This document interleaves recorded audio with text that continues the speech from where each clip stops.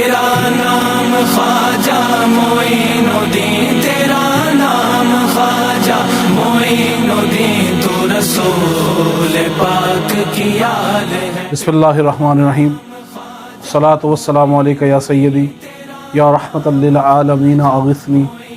میرے پیارے میٹھے اسلامی بھائیوں، آج ایک خاص مقصد کے لیے آپ کی بارگاہ میں حاضر ہوا ہوں۔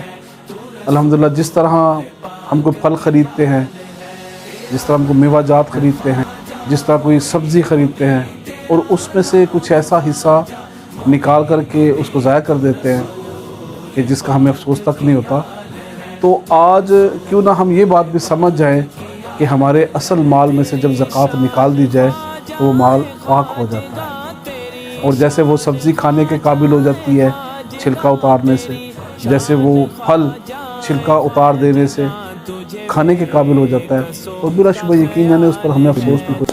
تو میرے میٹھے اسلامی بھائیوں، ہمیں پھر اس اللہ کے دیے میں سے مال کی زکوٰۃ نکالنے میں کیوں پشیمانی ہو، کیوں دل تنگ ہو؟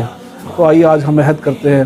اکثر لوگ رمضان المبارک میں اللہ کی راہ میں اپنے مال کو پاک کرتے ہیں اور زکوٰۃ نکالتے ہیں۔ میں آپ کی بارگاہ میں عرض کرتا ہوں، جہاں فیضان چشت کے اتنے خوبصورت شعبہ جات چل رہے ہیں، جس میں الحمدللہ مستحقین تک ہر بات چیز پہنچائی جاتی ہے، راشن پہنچائے جاتے ہیں، کہ جو بچے فیسیں نہیں دے سکتے ان کے لیے فیسیں پہنچائی جاتی ہے۔ نگاہ کی بات ہے تیری ایک نگاہ، جو مریض ادویات کی کمی کی وجہ سے نہ جانے کس آزمائش میں پڑ سکتے ہیں، ان کے لیے ادویات کا بندوبست کیا جاتا ہے۔ ہم یہ بے کسا التجا سن لو شاہ کے لیے، مساجد کی تعمیرات ہو رہی ہیں، مدارس کی تعمیرات ہو رہی ہیں۔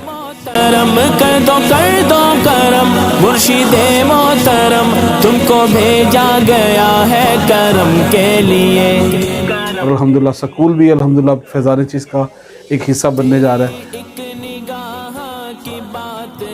تو آئیے آپ کی بارگاہ میں عرضی ڈالتا ہوں کہ اپنے مال میں سے اللہ کی راہ میں نکالنا چاہیں تو فیضان چیز کو دیجیے۔ اگر آپ صدقات دینا چاہتے ہیں تو اللہ کی راہ میں آئیے فیضان چیز کی خدمت کیجیے، اور اگر آپ زکوٰۃ دینا چاہتے ہیں تو یقین جانیں کہ ہر ویریفائڈ زکوٰۃ کے مستحق کو زکوٰۃ فیضان چیز کے ذریعے پہنچا دی جاتی ہے۔ آئیے اس نیک کام میں ہمارا ساتھ دیجیے۔ اللہ آپ کو دنیا و آخرت کی تمام نعمتوں سے نوازے۔ السلام علیکم ورحمۃ اللہ وبرکاتہ۔